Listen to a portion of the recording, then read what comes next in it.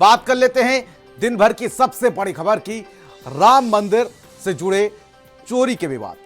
राम जन्मभूमि मंदिर ट्रस्ट से जुड़े चढ़ावे के गबन मामले में अब गंभीर रूप लेता हुआ नजर आ रहा। सवाल सबके मन में एक ही है कि क्या लपेटे में सिर्फ छोटे लोग ही आएंगे या बड़े भी लपेटे जाएंगे। राम जन्मभूमि थाना क्षेत्र पुलिस स्टेशन में दर्ज एफआईआर में 8 लोगों के नाम शामिल किए गए हैं, जो उस टीम का हिस्सा थे जो 40 दान पात्रों से आए चढ़ावे की गिनती कर उसे तीर्थयात्री सुविधा केंद्र तक पहुंचाने का काम किया करते थे। आरोप है कि इस प्रक्रिया के दौरान श्रद्धालुओं के चढ़ावे में बड़े पैमाने पर गड़बड़ी, फर्जीवाड़ा और आपसी साजिश के जरिए फंड का दुरुपयोग किया गया। शिकायत ट्रस्ट सदस्य कृष्ण मोहन की ओर से दर्ज कराई गई और मामला भारतीय न्याय संहिता की गंभीर धाराओं में चोरी, धोखाधड़ी, आपराधिक विश्वासघात और आपराधिक साजिश में दर्ज हुआ।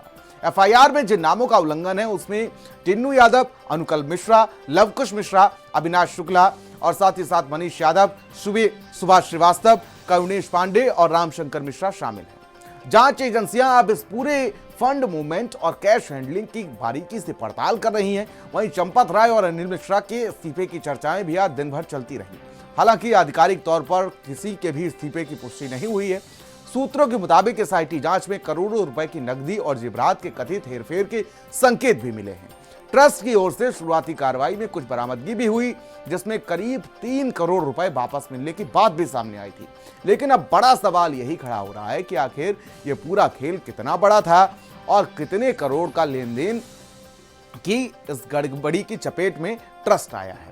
अब सबसे बड़ा सवाल यही उठता है, क्या इस पूरे मामले में सिर्फ वही लोग सामने लाए गए हैं जो गिनती और हैंडलिंग की पूरी प्रक्रिया में थे, या फिर जांच आगे बढ़ने पर कोई बड़ा नेटवर्क और बड़े जिम्मेदार नाम भी सामने आएंगे?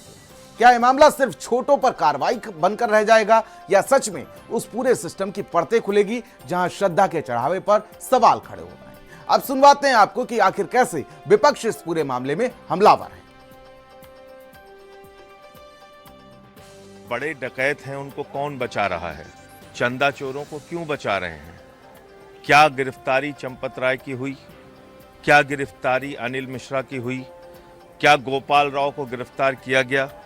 जिन लोगों का नाम इस पूरे गैंग को चलाने में आ रहा है, हार, पादुका, जिनका चोरी करने में नाम आ रहा है, उनकी गिरफ्तारी कब होगी? देखिए, एफआईआर जो दर्ज होने में 18 दिन लगे, उसका कारण है कि ये लोग चुपचाप सबको बचाना चाहते थे, पूरी चीजों को रफा दफा करना चाहते थे, पर कांग्रेस के रहते रफा दफा कर नहीं पाएंगे और कांग्रेस के दबाव में ही ये पूरी तरीके से ये लोग कार्रवाई करने पर मजबूर हुए हैं। जिन पर यह आरोप लगा है कि जिनके संरक्षण में डकैती हुई है, जिनके संरक्षण में चढ़ावा लूटा गया है, जिनके संरक्षण में गहने आभूषण गायब हुए हैं, उनका तो कहीं नाम ही नहीं है। छोटी मछलियों को फंसा दिया गया।